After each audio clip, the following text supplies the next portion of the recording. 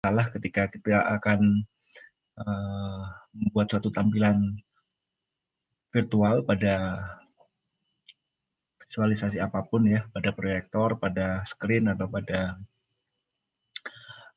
HUD atau segala macam, itu kadang-kadang kita tidak bisa menentukan atau mengkirakan dari sudut mana kita sedang melihat.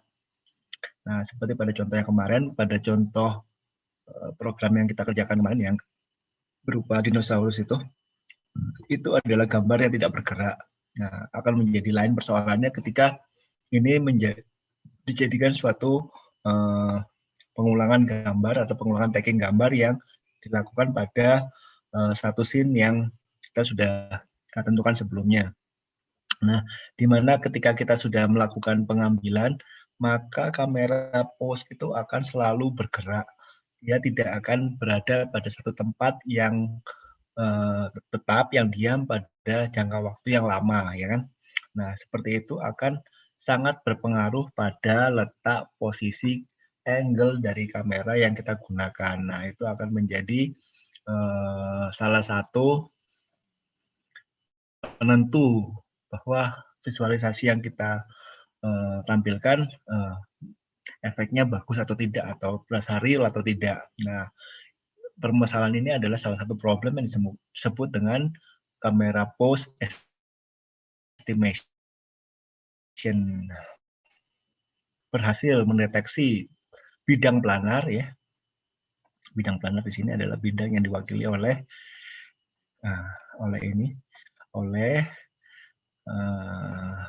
chessboard pattern ini, di mana kita dapat dengan mudah mengenali bahwa itu adalah suatu plane, suatu bidang, karena kita sudah mendeteksi titik-titik ini secara manual.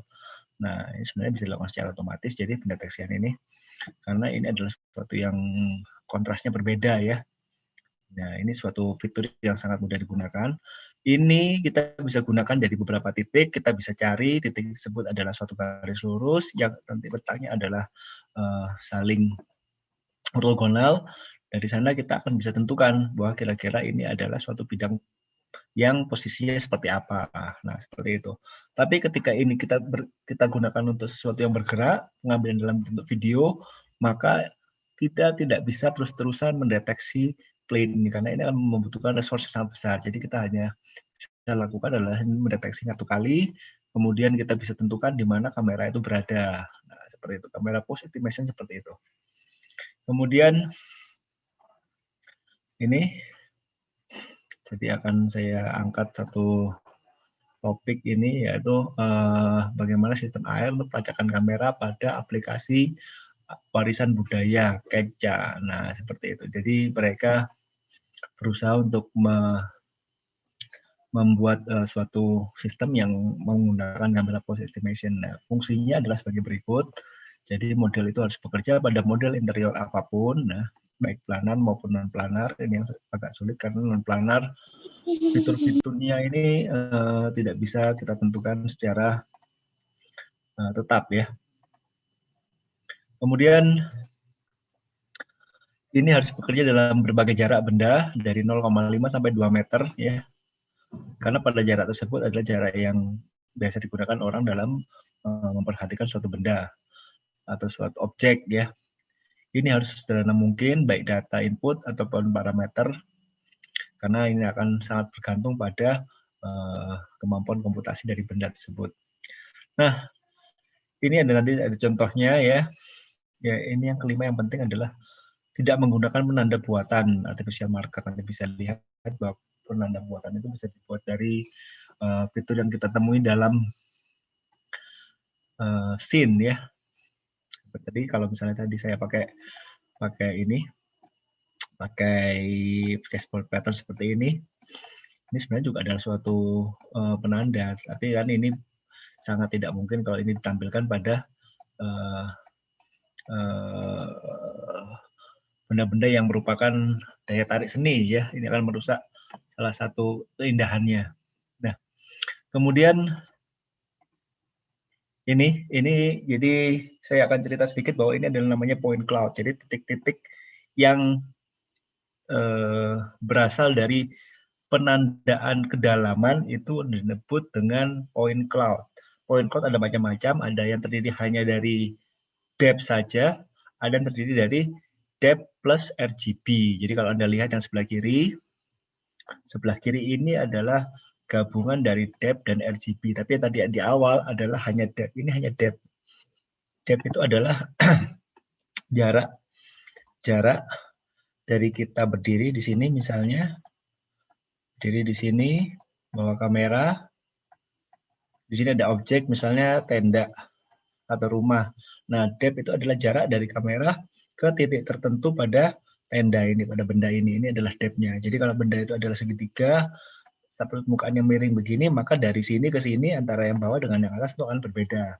Nah, dari konturnya ini kita akan dapat data yang berupa depth. Kumpulan dari depth-depth ini seperti Anda lihat di gambar kiri ini.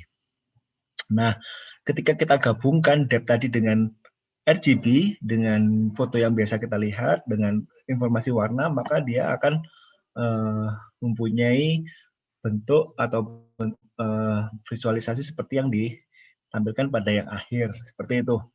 Kemudian, ya, saya akan lihatkan contoh lagi nanti setelah ini. Nah, ini, sorry, saya hapus dulu yang ini. Nah, ini, jadi kamera pose estimation itu adalah bagaimana memperkirakan posisi letak kamera pada posisi pertama dan pada posisi kedua, seperti itu. Dilihat pada gambar kiri, jika saya melihat suatu titik pada scene yang real, scene 3D nyata, scene world scene, maka jika kita melihat dari posisi pertama, sebenarnya dia adalah ketika kita goyangkan atau ketika kita geser posisi kamera, sebenarnya dia adalah melihat pada pengamatan titik yang sama, tapi dia mempunyai nilai-nilai kamera, nilai-nilai parameter ekstrinsik yang berbeda, karena antara posisi 1 dengan posisi 2 dia sudah mengalami rotasi dan translasi. Jadi rotasi itu ketika bendanya diputar, gambarnya diputar. Nah, itu namanya rotasi, ya. Translasi ketika dia digeser. Nah, seperti itu. Jadi antara posisi pertama dan posisi kedua sebenarnya adalah pengamatan pada titik yang sama, titik N0P plus C0 sampai dengan 0, tapi dia mengalami dua bidang pengamatan yang beda dari sensor, ya. Di sensor pertama, sensor kedua posisinya berbeda. Jadi dia adalah X0 dengan X1. Di sini tulisnya berbeda. Nah, seperti itu. Jadi Anda bisa lihat bahwa ketika dia dari kiri, maka posisi titik tadi berada di misalnya di sini, ujung kiri bawah dari sensor. Ketika dia digeser, titik tadi titik yang sama ini akan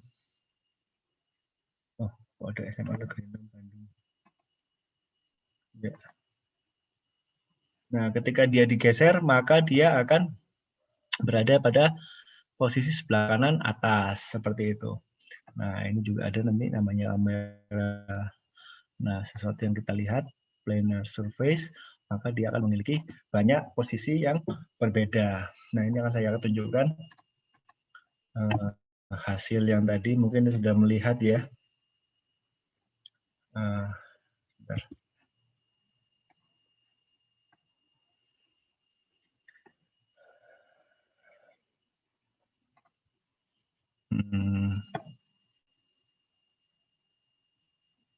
Oh, tunggu.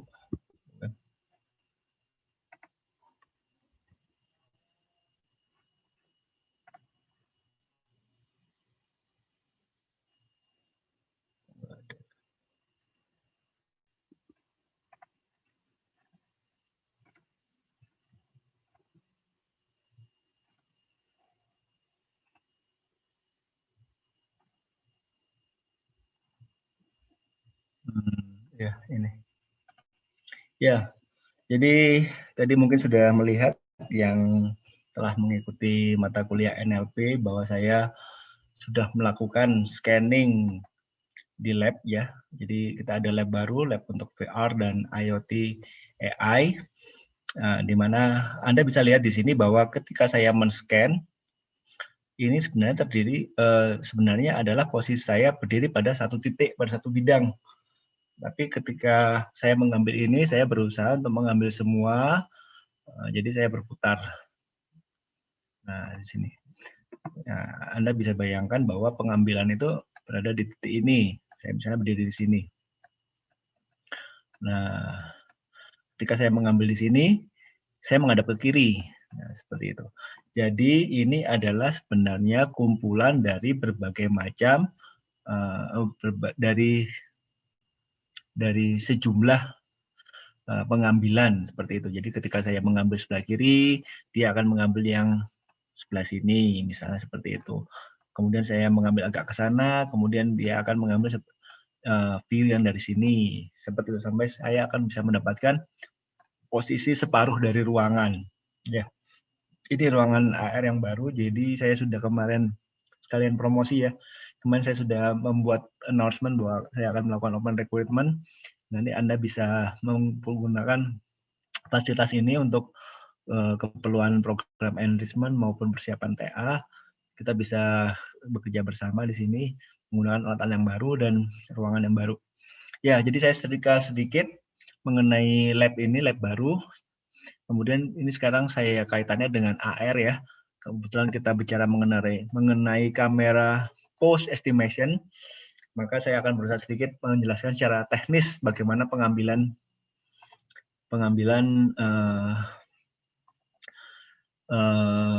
3D reconstruction pada ruangan ini. Jadi Anda bisa lihat di sini bahwa terlihat jelas, di sini ada oscilloscope, ini ada sinyal function generator, di sini ada komputer ya. Nah, apa yang sebenarnya terjadi di sini adalah saya mengambil berulang kali menggunakan kamera Kinect, mengambil gambar berulang kali menggunakan kamera Kinect. Kenapa berulang kali? Karena saya mengambil dari satu titik tapi menghadap ke berbagai macam posisi sebanyak 180 derajat. Jadi ketika saya mengambil ke sini, dia merekam, ambil ke sana, dia merekam, ambil ke sana, dia merekam, sampai akhirnya saya bisa mendapatkan separuh dari ruangan ya. Nah, oh iya, saya belum cerita, ini yang digunakan adalah kamera Kinect. Jadi Kinect Xbox 360 zaman dulu itu kalau Anda pernah main Xbox. Nah, ini kamera Kinect. Kamera Kinect ini kamera yang mempunyai sensor dua macam ya. Ada sensor RGB dan sensor depth. Di dalam bodinya dari Kinect dia mempunyai dua sensor. Sensornya ini depth ya. Sorry ya. Agak sulit nulis pakai mouse. Ya, ini gambar yang dihasilkan adalah dua, RGB dan depth. Karena dia memiliki dua sensor. Yang pertama sensor kamera, dan yang kedua adalah pasangan dari sensor inframerah dan inframerah receiver. Nah, RGB itu dihasilkan dari salah satu sensor. Depth ini dihasilkan dari ini. Jadi dia punya sistem yang memancarkan sinar inframerah dan diterima oleh sensor inframerah ini dalam satu body Kinect. Dan seperti itu. Nah, dua gambar ini biasanya akan dikombin. Jadi RGB dan depth ini akan dikombin menjadi RGBD. Nah, jadi ketika saya mengambil satu kali posisi, satu kali arah, maka dia akan mengambil gabungan dari RGB dan depth. Pada misalnya saya mengambil di sini. Nah, dia akan merekam. Nah, yang menjadi masalah komputer itu atau computing mesin kita tidak tahu sebenarnya di mana posisi kita berada maupun di mana posisi kamera itu berada. Nah, kenapa kita perlu memperkirakan letak posisi kamera? Karena kita ingin berusaha merangkai gambar. Nah, seperti itu. Jadi kalau Anda pernah ngambil gambar dengan fungsi panoramik, ya seperti itulah. Jadi kita bisa ngambil berbagai berulang kali shot, kemudian kita combine, jadikan satu jadi gambar yang panjang. Tapi karena ini adalah 3D, maka yang dihasilkan adalah suatu ruang bentuk 3 dimensi dari lab ya. Nah, seperti itu. Nah, Anda bisa lihat bahwa ini gambar bisa diputar-putar gitu kan ya. Oke, oke. Jadi saya akan ulangi lagi. Jadi setelah saya mengambil nih misalnya, mengambil gambar pada posisi pertama, kita kan nggak tahu di mana posisi kamera maupun saya berada. Tidak tahu, itu kita bisa melakukan dua pendekatan. Yang pertama, kita anggap sebagai posisi itu adalah posisi 0. Yang kedua, kita bisa menghitung kamera posenya di mana. Nah, kalau Anda bayangkan bahwa, tunggu sebentar, kok nggak muncul lagi. Anda bisa bayangkan bahwa sensor itu akan memproyeksikan bidang 3 dimensi menjadi 2 dimensi. Artinya ketika saya menghadap ke sini, semua yang ditangkap oleh sensor RGB maupun sensor depth akan dibuat menjadi 2 dimensi, ya kan? 2 dimensi ini misalnya pandangan pertama, scene pertama, atau misalnya ini adalah view pertama gitu ya, sama aja. Nah, scene pertama ini adalah kita anggap bisa sebagai posisi titik 0 atau kita cari kamera pose estimation-nya. Nah, kemudian kita misalnya geser nih 5 derajat gitu misalnya. Ini adalah scene yang kedua atau view yang kedua. Nah, antara scene yang pertama dengan scene yang kedua, antara gambar pertama dan gambar kedua, kita berusaha mencari titik-titik mana yang kita bisa combine-kan atau yang secara bahasa Indonesianya adalah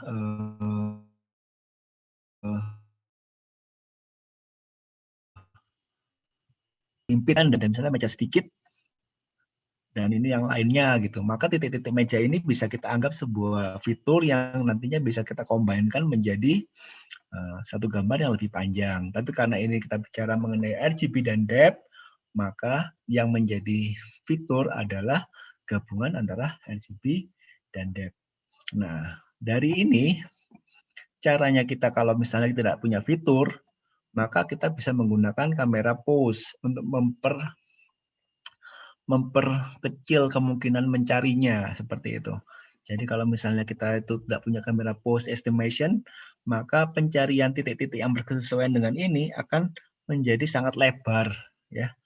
Kalau ini misalnya kita bisa memperkirakan kira-kira posisinya di sini, karena kita punya kamera pose estimation, maka ini pencariannya tidak perlu sampai ke atas, tidak perlu sampai ke bawah. Nah, hanya mungkin perlu hanya sekitar ya range sekian pixel dari titik ini gitu seperti itu. Jadi kamera pose estimation akan sangat mempermudah dalam pencarian titik-titik yang berkesesuaian ya. Nah, kita bisa lakukan ini terus sampai memutar sampai ke 180 derajat dan memperoleh semua view dari ruangan sehingga kita bisa menggabungkan menjadi seperti gambar di sini. Seperti gambar ini. Nah, ini. Gambar ini sebenarnya terdiri dari berbagai pengambilan yang berulang kali ya. Ya itu lebih tepat. Pengambilan yang berulang kali atau misalnya Anda bayangkan bisa seperti ketika Anda mengambil foto panoramik, tapi ini adalah gambarnya gambar 3D, maka jadinya adalah suatu bentuk ruang.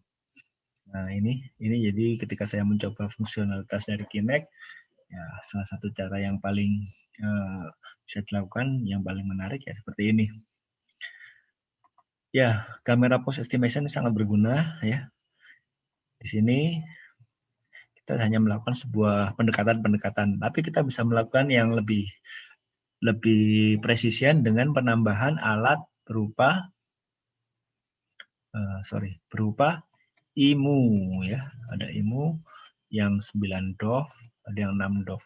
Tadi saya sudah beli yang 9 DOF, jadi ini bisa dipakai untuk memperkirakan kamera pose-nya. Kamera pose itu ketelitiannya akan meningkat kalau kita pakai IMU yang 9 DOF ini.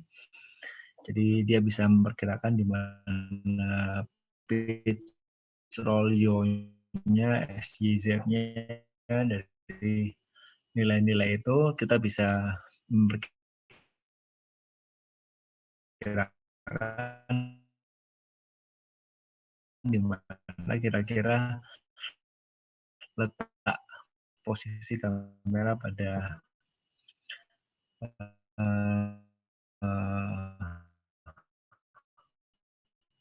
relatif pada posisi ruangan, seperti itu.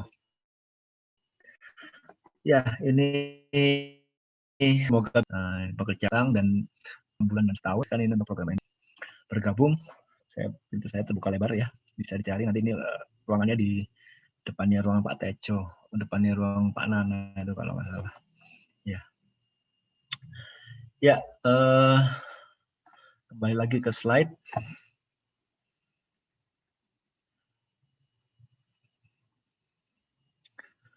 Ya, ini ada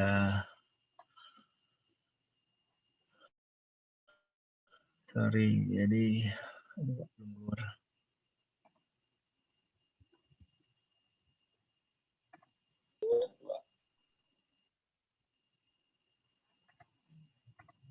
Ya, ini jadi pendekatan pelacakan kamera tanpa penanda ya. Kamera Pose Estimation Markerless dapat dibagi menjadi dua kategori utama, yang berbasis gambar dan yang pelacakan dengan deteksi ya. Tadi saya sudah ceritakan bagaimana berbasis gambar dan nanti akan bisa kita lakukan dengan berbasis menggunakan IMU. Jadi itu adalah suatu pelacakan yang menggunakan kombinasi. Nah, metode pendekatan yang dilakukan pada paper ini yang dilakukan oleh kaca ini tadi, ini akan bisa diterangkan melalui workflow seperti ini. Jadi dia pertama adalah mengakuisisi image, mendapatkan gambar, kemudian key point dan descriptor extraction. Jadi ini fitur-fiturnya yang ditarik yang kira-kira bisa dijadikan untuk penanda penghitungan kamera pose ya. Kemudian descriptor matching ya, jadi gambar dengan yang aslinya kemudian dipaskan. Kemudian ada filterisasi, jadi titik-titik mana yang bisa dibuang, bisa dipakai. Nah, dari sini dimulai untuk penghitungan kamera pose estimation-nya. Langkah-langkahnya hampir sama, cuman ini karena dia menggunakan hanya dari gambar, dia bertitik berat jalan fiturnya menggunakan key point, description, dan extraction. Ya, ini hasilnya ya, hasilnya jadi ketika mereka melakukan penghitungan estimasinya ya, jadi posisinya kameranya bisa dilihat di sini bahwa ketika dia melakukan pengambilan gambar atau perekaman, dia bisa dilacak panjang itu.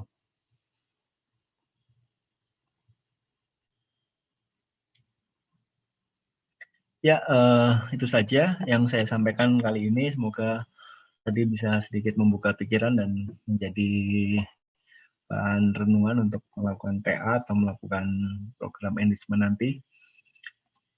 Saya berharap ada bibit-bibit baru yang bisa kita saling bekerja sama dalam melakukan penelitian ini.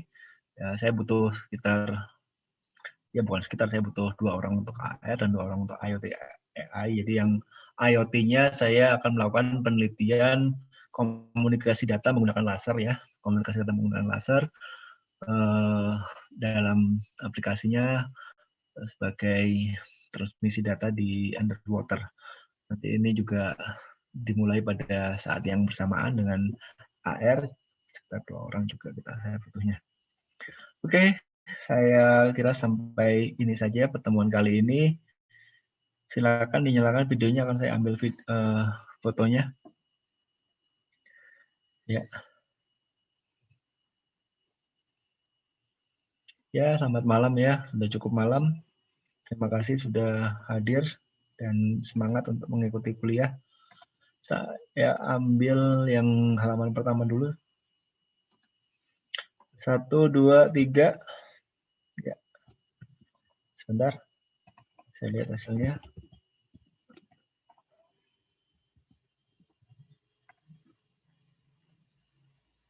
AR. Pak, tadi nama saya salah, Pak. Harusnya apa? Tadi pakai nama kantor, Pak, Zoom-nya. Iya. Tolong tulis di chat aja biar saya bisa ngelacak kalau ada perubahan. Ya, yang halaman berikutnya. Ini saya print screen dulu.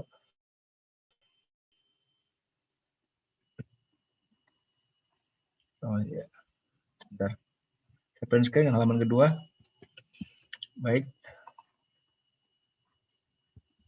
Saya lihat dulu hasilnya. Baik, juga cukup bagus. Terima kasih sudah hadir di ruang Zoom saya. Terima kasih, dan kalau ada pertanyaan silakan di Japri atau melalui LMS silakan.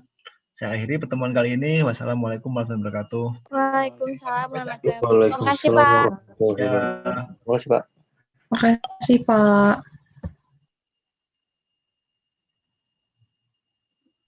Terima kasih, Pak. Ya.